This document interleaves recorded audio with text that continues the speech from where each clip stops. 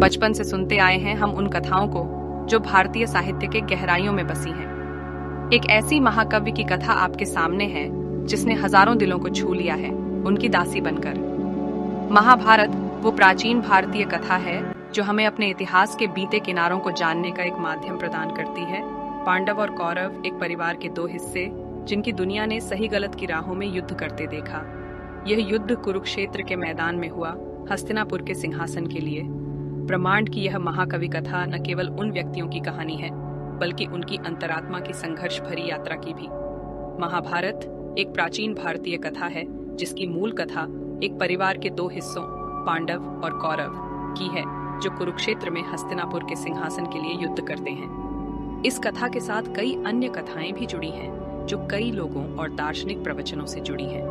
महाभारत की कथा महर्षि पराशर के कीर्तिमान पुत्र वेद व्यास की देन है।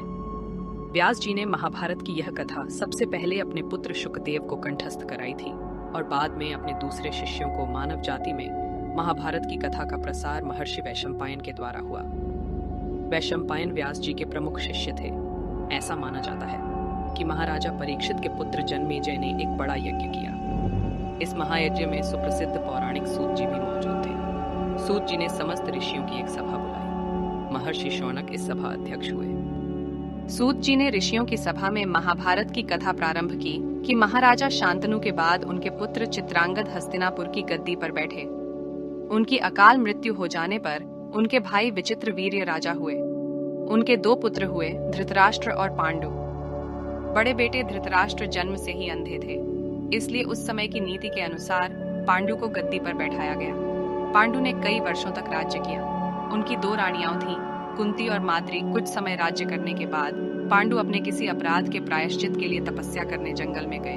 उनकी दोनों रानियां भी उनके साथ ही गईं। वनवास के समय कुंती और माद्री ने 5 पांडवों को जन्म दिया। कुछ समय बाद पांडु की मृत्यु हो गई। 5 अनाथ बच्चों का बन के ऋषि मुनियों ने पालन पोषण किया और पढ़ाया लिखाया। जब युधिष्ठिर 16 वर्ष के हुए तो ऋषियों ने 5 कुमारों को हस्तिनापुर ले जाकर पितामह भीष्म को सौंप दिया। 5 पांडव बुद्धि से तेज और शरीर से बली थे।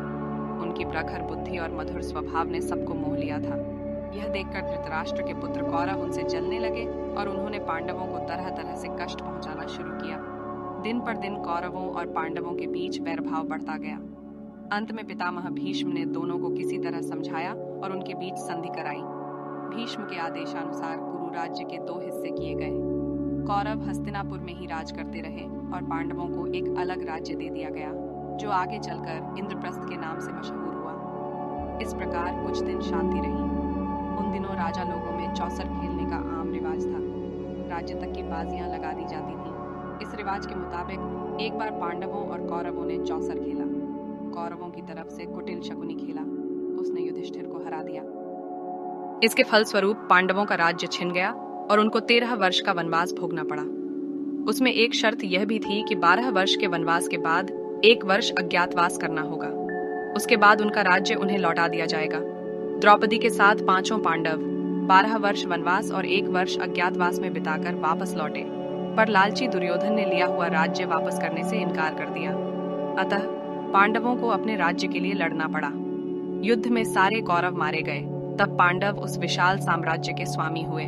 इसके बाद 36 वर्ष तक पांडवों ने राज्य किया और फिर अपने पोते परीक्षित को राज्य देकर द्रौपदी के साथ तपस्या करने हिमालय चले गए।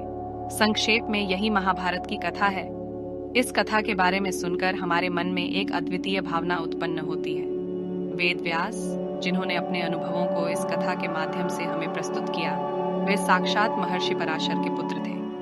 उन्होंने अपने पुत्र शुकदेव को इस कथा का अधिकारी बनाया और फिर महर्षि वैशंपायन ने इसे धरती पर प्रसारित किया। आपके सामने यह अनूठी कथा है जिसमें प्रेम, संघर्ष और धर्म की महत्वपूर्ण परिकल्पनाओं को छूने वाली दर्शनीय घटनाएं हैं। वनवास के दिनों से लेकर महायुद्ध तक पांडवों ने अपनी वीरता और न्यायप्रियता का प्रतीक बनाया। कौरवों की नकारात्मकता और अधर्म के सामने पांडवों ने अपने सजीवन उदाहरण दिखाए। जैसे धरती पर बजता था कौरवों और पांडवों का युद्ध, वैसे ही धरती के दिलों में भी उनकी कथा ने अपनी धड़कनें बढ़ा दी थी। यह उन्हीं की कथा है जिसने हमें यह सिखाया कि धर्म और सत्य हमेशा विजयी होते हैं, चाहे कितना भी कठिन युद्ध क्यों न हो। इस महाकवि कथा के सफर में हम उनके साथ चलते हैं, वीरता की शोभा को महसूस करते हैं और उनके प्रति हमारी समर्पणा और आदर बढ़ते हैं। यह भारतीय साहित्य की एक महत्वपूर्ण धारा है जो हमें हमारे राष्ट्रीय और आध्यात्मिक मूल्यों की ओर ले जाती। यही महाभारत की कथा है।